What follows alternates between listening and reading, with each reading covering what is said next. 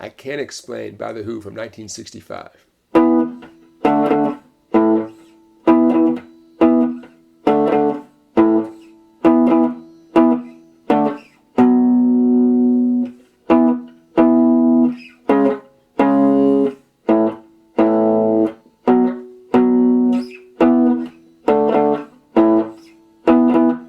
All right, great tune, power chords galore, and easy to play.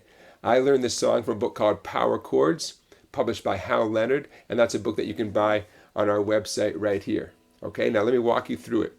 What you need is an index finger and a ring finger, doing an E power chord. That's 7 on the 5th string and 9 on the 4th string. Followed by a D power chord. Just glide your hand backwards 2 frets, a D power chord. 5th string, 5th fret, 4th string, 7th fret. An A power chord, I'm going to call this an open A power chord because it involves your open A string, the 5th string, open, and your index finger, 4th string, 2nd fret. There's your open A power chord. Notice I'm only plucking 2 strings at a time here with my pick. That's what you do with power chords. And finally, back up to the E power chord, 5th string, 7th fret, 4th string, 9th fret. So the heart of the song goes E, D 2 times, A, back to E 2 times.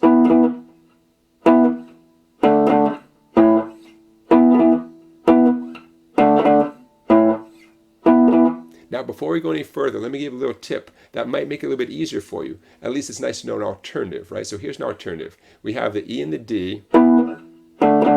Let's play the A power chord a different way. I'm on the D power chord right now, okay? 5th string, 5th fret, 4th string, 7th fret. Now, here comes the A chord. Watch what I'm going to do. 6th string, 5th fret, and 5th string, 7th fret. There's an A power chord. Okay? Here's the original one, and here's the new one. Okay? Slightly different tone, you could say, but it's the same notes. But see how it's waiting right there for us, just next to the D power chord? So now you have an option. You could play it the way we're instructed to in the book. Okay, we go down and grab that open A power chord. Okay, or get it right there on the 6th and 5th strings. Okay, and I'm going to give you some more options regarding this tune before the end of this video, so stay tuned. All right, so there's the heart of the tune, right? Now, if you know the tune pretty well, I'm sure you do, you know there's a part that sort of wraps up this verse of the song. Right?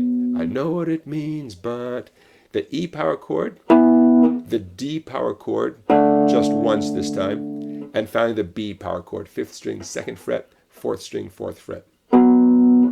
E to D to B. By the way, we're in the key of E in this song, and that B power chord represents what they call the 5 chord. That leaves us with this feeling of tension, right? You know the song's not over there, right? That's the 5 chord. The 5 chord gives us that sense of tension. Coming up next, we call this the chorus of the tune if we want to. This is, recognize this?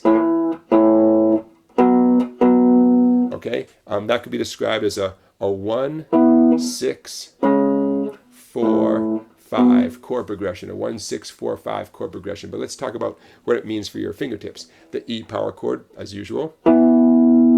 A C sharp power chord, 4 on the 5th string and 6 on the 4th string.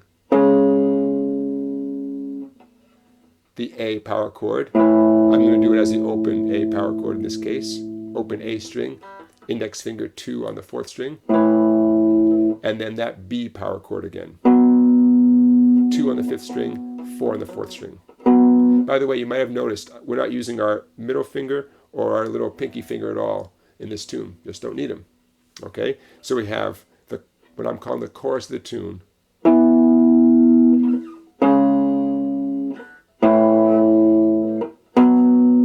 Okay? And that leads back into the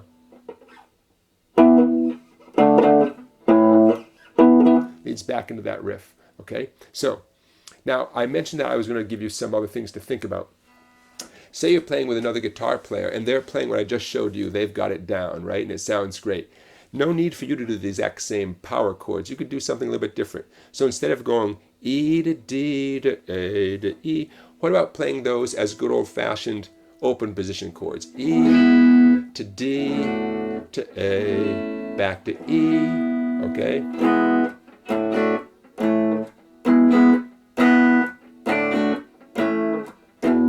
A nice complement to the power chords, you know? Why not? Although the C sharp, I would still play that as a power chord. And that B, you could easily play it as the B power chord when it comes up, or you could play it as a B7 chord. And again, the premise here is that someone's already doing the power chords, or maybe you just want to strum this on an acoustic guitar and get a nice big full sound on the acoustic guitar, strumming these nice big versions of these chords rather than just the power chord version of these chords. All right, one last detail. Pete Townsend obviously does a lot of great guitar work in this song and on everything he does. Here's a chance for you to pick up on some of the lead guitar things, those little riffs and stuff he puts in. The E minor pentatonic scale. Okay, if you're not familiar with the E minor pentatonic scale, I'm going to teach it to you right now. It's a great scale for improvising during the song and, of course, during his guitar solo section, where it sounds to me like he's relying on the E minor pentatonic scale for some of those riffs he's doing. So what is the E minor pentatonic scale? I'm going to actually start you on the first string and walk you back down to the fast string. So, first string, 3-0, meaning third fret open. Second string, same thing, which is third fret open. Third string, 2-0. Fourth string, 2-0. Fifth string, 2-0. Finally, sixth string, 3-0. Okay, all those numbers refer to the frets. 3-0, 3-0, 2-0, 2-0, 2-0, 3-0. Okay, now which fingers you use are up to you, but I highly recommend using your first two fingers. I'm using my middle finger on all the threes. I'm using my index finger on the twos.